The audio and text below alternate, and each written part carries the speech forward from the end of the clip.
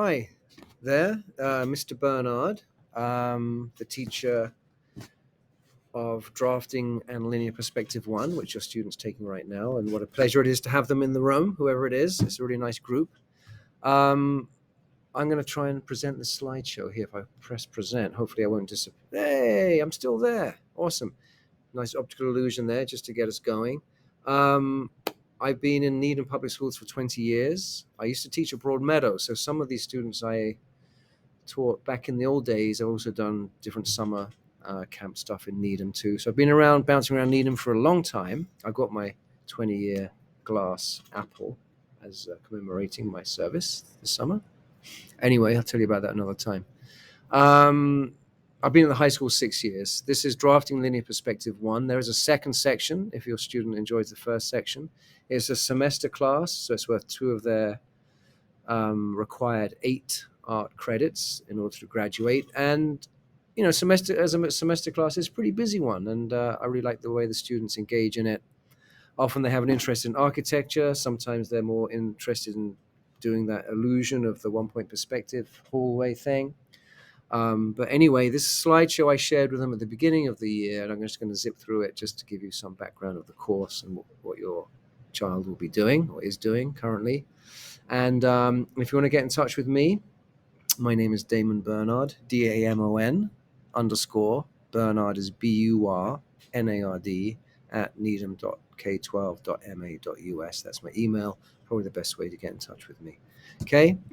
3 basic components of the class. One is I like to talk about the language of pictorial space, just how, as a culture, we've developed these conventions of showing distance and turning the flat picture plane into a window. And also, most of the class is drawing in perspective, whether it's 1-point or 2-point.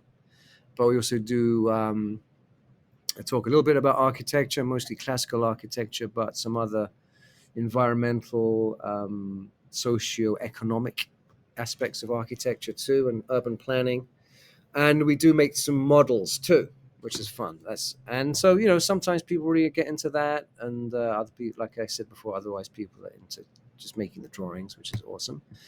I talk a little bit about how perspective was developed in the Renaissance, and how there's a vanishing point for 1-point perspective.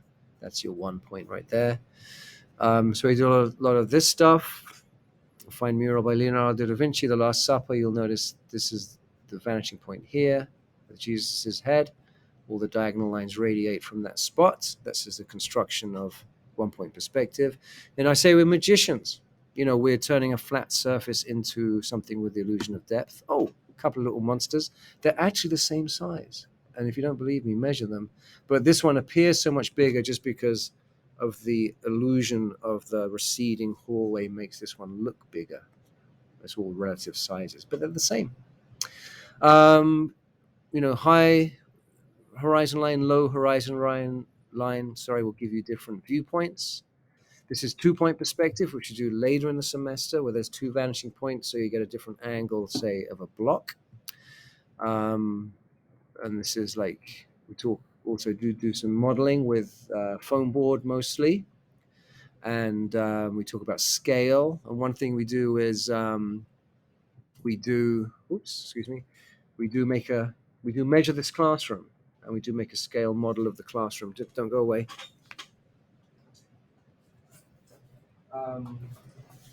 For example, as a team, you'll be in a little team, you'll measure all the dimensions of the room, you scale it down, and you'll make a scale model of room 903.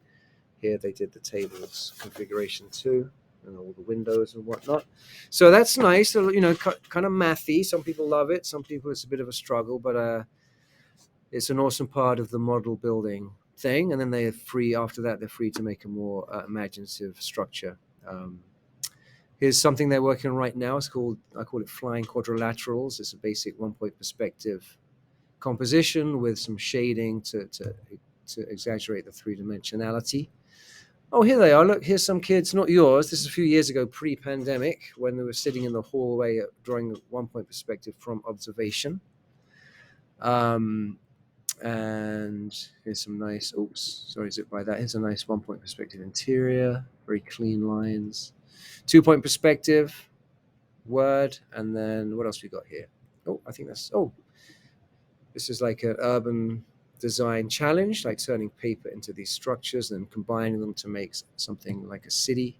There's what I just showed you in real life. There's another nice one. That's a, you know, taking into account climate change. There's a house on stilts. They will have to include a compass rose and this, what scale they were using.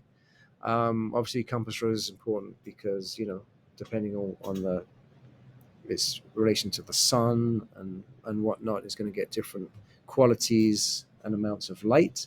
So we do talk about things being very site specific like that, and everything should be a design decision when they make these models. Like that sloping roof is sloping for a reason, not just because it looks nice. There's another one. They can also do interior for the model. This is a diner, a really lovely model, I think this person made. And there we go. That's me up there. That's my email address too. So great chatting with you. So maybe next time it'll be in real time. Really looking forward to the rest of the semester. Hopefully seeing some of your kids in the second section of the class. Like I say, there's a mix of different grades in the class, which is nice. Some students, last year had a lot of students actually went on to design school or architecture school, and some students is more like a recreational thing. All right. Thank you. Enjoy the rest of your evening. Bye-bye.